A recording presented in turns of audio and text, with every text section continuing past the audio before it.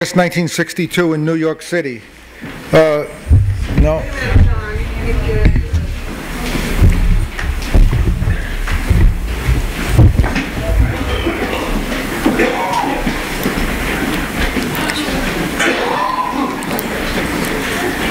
And as Leilani mentioned, Workers' World Party and Youth Against War and Fascism had a special role in trying to sabotage the U.S. war effort against the Vietnamese people.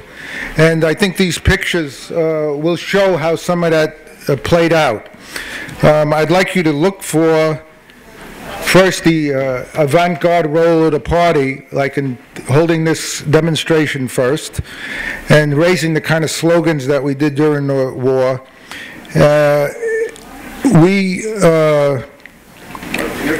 Let's see, and there's the second picture of that same demonstration. Deirdre's in that one. I'm going to call out the comrades who are sort of still around and show up in these pictures. But the main thing is that in our slogans, we showed the class character of the Army as well as all of society. So we have a slogan like, big firms get rich, GIs die. This demonstration was in Times Square soon after the Bay of Tonkin incident, where we exposed that as a lie. That was used as the pretext for escalating the war by the Johnson administration. So that's August 1964. This demonstration was attacked by police on horseback right after this picture was taken. The next one there, this is just a collage of pictures. I don't know if you can see it over there. Vince Copeland's down here in the corner, right around there. And Deirdre's in the picture again. Deirdre Griswold, our editor. That's me holding the sign up there. And it's, so we were, those of us who have been around know these things. And this was a tremendous demonstration. The comrades, I think, Deirdre, were you among them? Was she? Oh, she's not here tonight. She's here? Deirdre and Sharon dropped this banner, big firms get rich, GIs die, right across the big board of the stock exchange. And from about a week after that until now, no one can do that anymore because they built bulletproof glass there. The next one, I just wanted to bring this up because while we were doing all this, of course, one of our main things was to show solidarity with the black liberation struggle at home. So this is a demonstration in the summer of 1967 in Newark in solidarity with the rebellion that had taken place. Soon after this, we were pushed out of there with, by troops with bayonets, yeah, and rifles and stuff. Let me see. Oh, this one here, is that it? No, that's the same one. Oh, no, that's it. Okay, next one. Yeah, this was the usual kind of street demonstration that we did sometimes on 3 or 4 hours notice. And that's Sharon E. over there holding the sign in the corner. And there's some other comrades there, but they're not active now, or they're not alive now. Oh, here we go. Now this is important. This was the demonstration that one of the pacifists called moving from dissent to resistance. And it was right after Che Guevara was assassinated in October of 1967. So we gave out hundreds of signs that said "Avenge Che," along with the usual anti-war signs. This is Eddie Oquendo, who we still know as an active post office worker, but he has started an organization, Blacks Against Negative Dying, and he was the main figure in it because he was a draft resistor. And we tried to help him as best as possible because this draft resistance in the black community amongst the youth was starting to catch on at that time, and they had support from the community. A lot of people lived underground. Unfortunately, Eddie went to trial, and he did get sentenced to 5 years in jail, which he served more than 3 years. That's Sue Davis, by the way, in the center of that picture there. And this was people, comrades who were here, almost all the comrades who were still in the party were probably in that group over there, the inauguration, right, January 1969 when Nixon went in, and a lot of us were wearing motorcycle helmets on the front line of that thing, and other people we and others were throwing things at Nixon as he went rushing by. Now, the sign says, it's a sort of a more graphic version of the big firms get rich, GIs die. It's billionaires profit off GI blood. Wow. So we were always conscious of the class character of this. Now, here's Andy, who's in the audience here today, and he'll be speaking next in 1967 with his uniform on.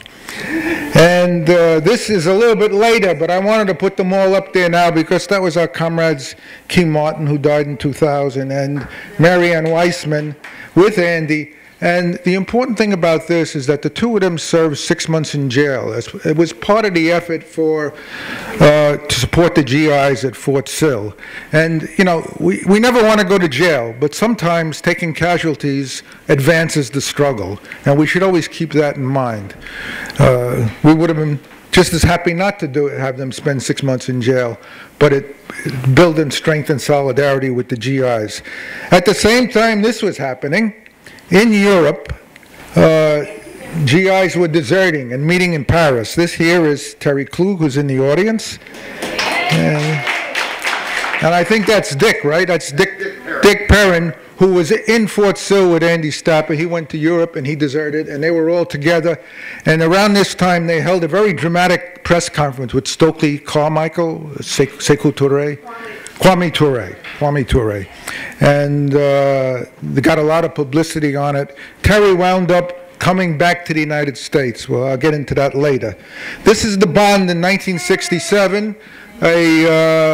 An activist in Berkeley, California named Bill Callison started publishing it. He had the idea, just because you're the Vanguard Party doesn't mean you have all the best ideas first. And Bill Callison had it, but he got attracted to what Andy was doing. And at the end of the year, when he felt he couldn't handle it, he gave it to the ASU.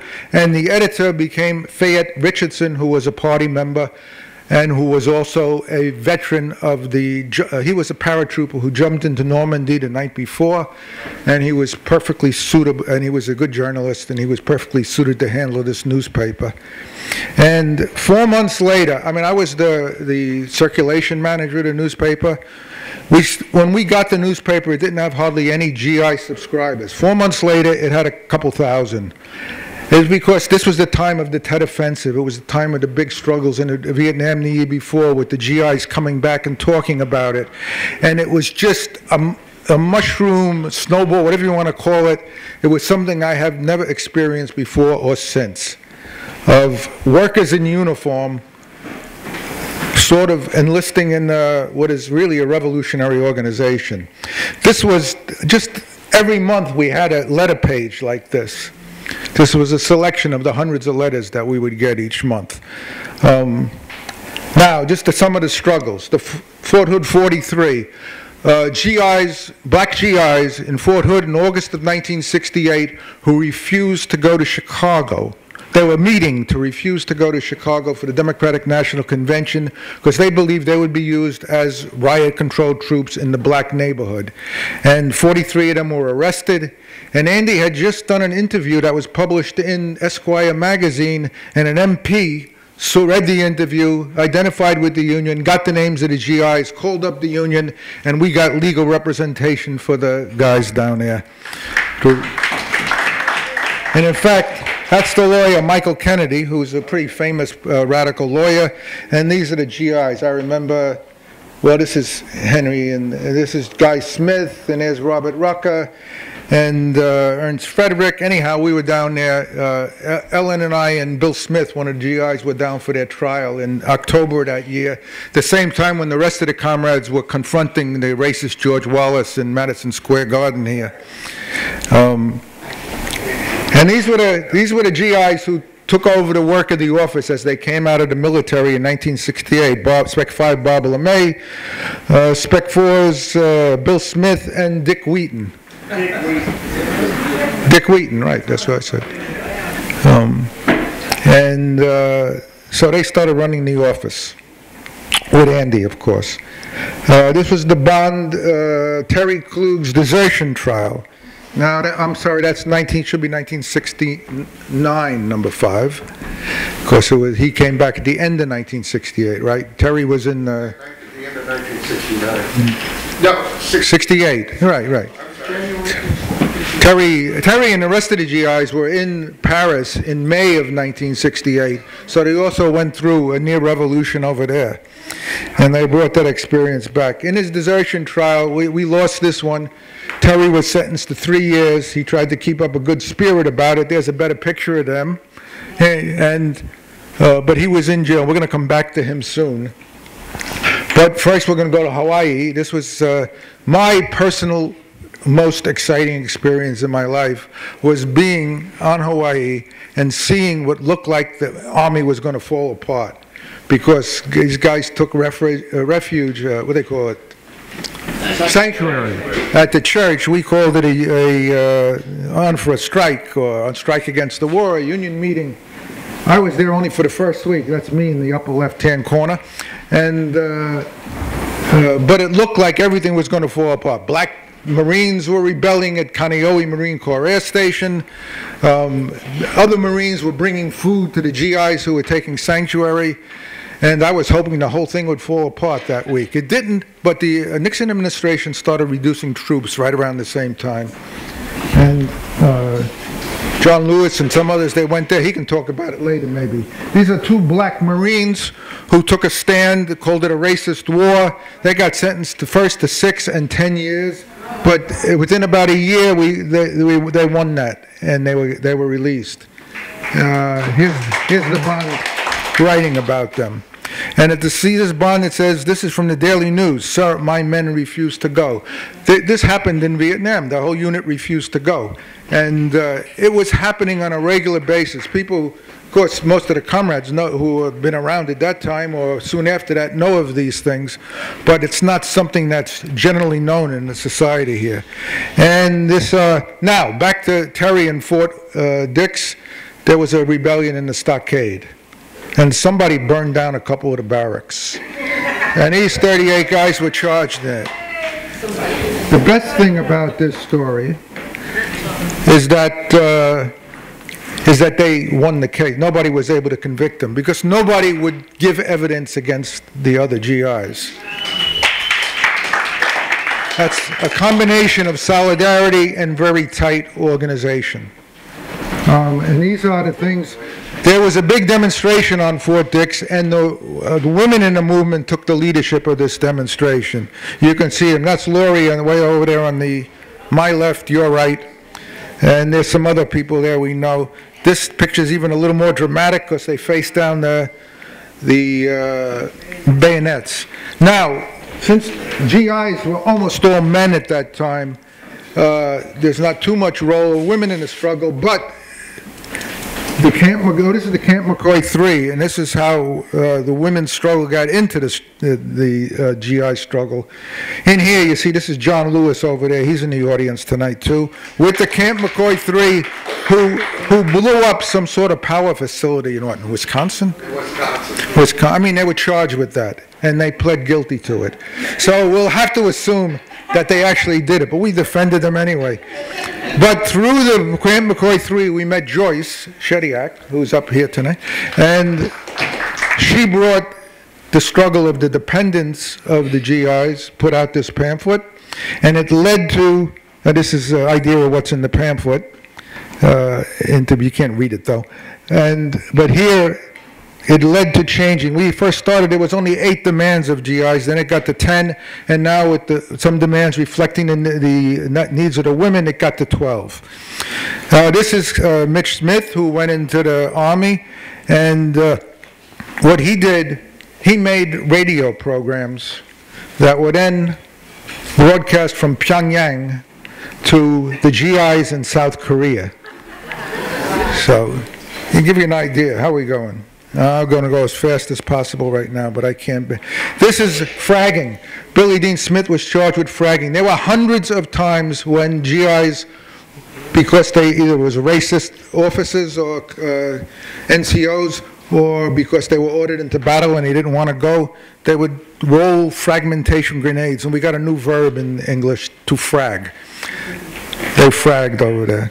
He was charged with that, and we defended him. These are more guys. This is Henry Mills. There's John Lewis again. Here is Bill Roundtree. He was an airman. That's Larry Holmes, who got in, and he got out of the Army pretty quick.